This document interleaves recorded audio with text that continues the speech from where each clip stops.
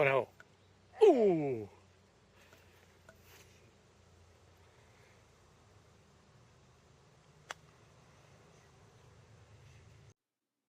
First, I want to look at the posture of your putting stroke, and I'm going to compare you to Tiger Woods, who is considered one of the best putters of all time.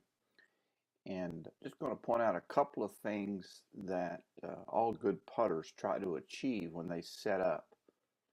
First, they would like to get their eyes somewhat right over the golf ball. That gives them a better look of how to aim the face of the club toward their target. The second thing that they do is they try to get their hands directly under their shoulders. This allows them to swing the hands down the target line and they were able to use gravity. The force of gravity actually helps them keep those hands on that line. When they get their hands outside their shoulders, as we look at your setup, your hands are a little bit outside and your eyes are inside. When your hands are out here, as you try to keep your hands there as you swing towards the target, gravity is actually going to pull those hands towards you because they want to swing, they want to move under the shoulders. And so you're having to fight gravity while you're trying to keep your hands on the line that you set them on.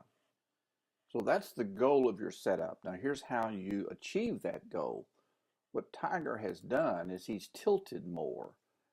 I've drawn a red line off his back, and it's at 48 degrees. You are standing more upright, 75 degrees, so you have over 25-degree difference in your angle. If I were to create a 48-degree angle, it would look like that. By tilting more, you would then obviously move your eyes more this way, and then your eyes would position themselves more right on top of that golf ball. You'll notice that Tiger has his elbow slightly bent here. And you have more of almost straight arms. So I would like you to flex your elbows slightly and get your elbows more behind the shoulder, which then allows the hands to be directly under the shoulder. You're going to need a pair of eyes. You're going to need to have someone see if you're getting in that position. You won't be able to get in that position by feel. Your current posture feels comfortable to you because you've done it so much, but it's going to sabotage you because it's mechanically and geometrically putting you in a position where you're not able to make a good putt. You have the athletic ability to swing the putter better, but not from this starting position. And so once you get into a better starting position, then your own natural athletic ability can thrive. And so that's what we need to establish. We need to become comfortable with a new putting stance. This is Lydia Ko on the LPGA Tour, ranked number 3 in the world. She's only 17 years old and destined to be number 1 in the world in a few short years. She's already won 7 times. And she has about the same amount of spine tilt that Tiger had, 47 degrees. Her eyes are right over the ball. Her hands are right under her shoulders. Her elbows are slightly tucked. Also, I would like to point out that she has that left hand low grip, or her left hand is lower than her right hand. This is MB Park, who was ranked number 1 last year. She also has that standard amount of tilt in the spine in order to get the eyes over the ball and the hands under the shoulders. So this is a standard setup. Also, she plays with a left hand low putting grip. Now let's look at the stroke itself. On the left was your putting stroke before I made any adjustments. Take a look at Tiger's stroke as he takes it back. I'm going to stop it here. Then as he comes through and hits the ball and strokes through the ball, that's his end of his stroke, and so it's here. You'll also notice that his eyes are still down at the end of the stroke, so he did not turn his head as soon as he struck the ball. his follow through was slightly longer than his backswing. And that's because he had a smooth acceleration through the ball. He wasn't decelerating. The other thing I want to point out that he does, which is very important, I'm going to draw a line just for the club itself, the shaft, and then I'm going to take it back to the backswing. You'll notice that he's swinging the handle back also, so that the handle goes all the way to here, and he swings that handle past his left leg. So he wasn't just swinging the putter head, he swings the entire club back and forth. Let's look at your stroke now. Here's the shaft, goes to here. Then as you hit, as soon as your club comes back to impact, you keep the butt end of the handle right in front of your body. You kind of just freeze the hands as soon as you get back to the golf ball and flip the club head. Tiger's hands swung that handle all the way to here, to the left side of his body. And you basically are just swinging the putter head back and forth. You're not swinging the handle of the club back and forth. So you have what is called a pop stroke. You're just snapping your wrist at the ball, which is impossible to develop consistent speed control. When you just snap your wrist at the golf ball, you're not going to really know how much force you're applying. You're going to be guessing and achieving different forces. You can hit a putt 20 feet or 30 feet with the same feeling of snap. Snapping of the wrist is what you have to eliminate in order to become a good putter. This here's the end of your backswing, and as you come through, that is the end of your follow through. So Tiger has a shorter backswing than he does a follow through, and you have a shorter follow through than your backswing. So one of the things I wanted to teach you and let you work on was how to swing the entire putter further through the ball and swing that handle through the ball.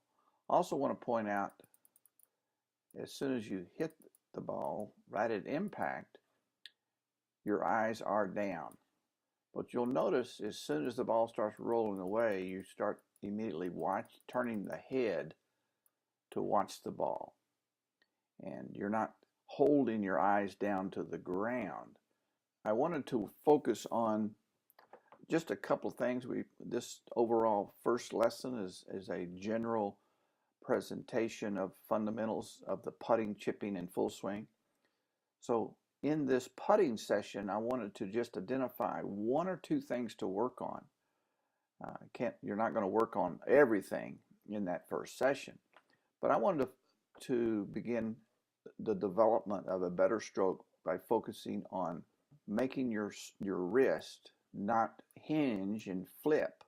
Wanted you to swing that entire club so that your follow through would look similar to Tiger. And by swinging your handle further forward, that automatically would have your follow through longer than your backswing, which would be a very nice adjustment. And then the second thing was I wanted you to swing through the ball while you kept your eyes down. So those were the two main things I wanted to focus on in our short amount of time on putting. Okay, on the right is your new putting stroke. You have your left hand below the right hand. Now let's look at the stroke itself.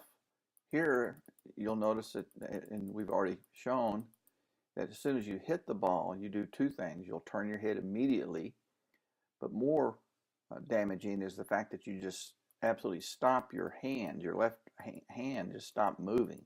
You just kind of stop it and flip the wrist. And so that's the end of your stroke right there. And now your new stroke, so much better, so much more what we want to see. You're swinging the entire club back. Now watch this left hand. Watch how it continues moving forward all the way to here. So that is so much better, and your eyes are still down. So that is a much better stroke. You're swinging the entire handle. Your follow through is is longer than your backswing. So in this first session, you tackled two important fundamentals that you needed to add to your putting technique. One is you needed to learn how to swing the entire handle, the entire club, swing the handle back and forth, not just the putter head back and forth. And that's going to give you much better control of the entire putter. And so you're not flipping your wrist at all, which will create inconsistent club head speed when you just kind of snap your wrist at the ball with your wrist. And so you're going to have a much better control. Now, you certainly haven't mastered this technique. This technique and method is certainly still very new and uncomfortable and not natural. What you've been doing for so long is comfortable, is natural, but that doesn't mean it's right, or that doesn't mean it's a good way of becoming a good putter. Now, if you showed up with this technique on the left and you were a great putter with it, I would leave it alone. I'm not changing you just because it doesn't fit some pro model. I'm changing you because your putting performance isn't as good as it needs to be. One of my favorite quotes is from Einstein, who says it's the definition of insanity is to continue doing the same thing and expect a different result. If you are having a lot of three putts with the method on the left, you've got to change the method on the left in order to have fewer three putts. And that change is uncomfortable. But the one on the right is exactly the one you need. But you don't evaluate that method by how it feels. Just accept the fact that it's new and it's going to feel a little bit odd. But if you stick with it, you have to discipline yourself to stick with that. And in a shorter amount of time, less than a month, this will feel very good. And your old method, what you're doing on the left, will feel odd. You will actually be uncomfortable with the method on the left after a month. And the method on the right will feel natural and comfortable, and you will prefer it. And most importantly, you will see much better putting statistics. You'll see fewer three putts. So I encourage you to stick with it, even though it's uncomfortable. Practice it. Come early and practice your putting stroke. And so now it's up to you to go ahead and, if you're going to play golf, arrive a few minutes early and putt a little bit. Just work on the form of the swing.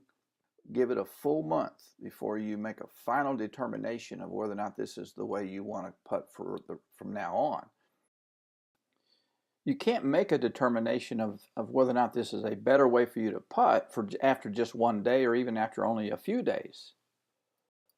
That would be like taking your first piano lesson and then after a few days decide, well, since I'm not playing like Chopin, this isn't working.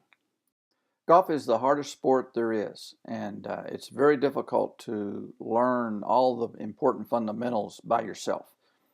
And I encourage you to try to have a follow-up lesson so we can reinforce this great improvement that you made in that first session. I really like the way your new stroke looks, and I just want to make sure you don't go back to the old way.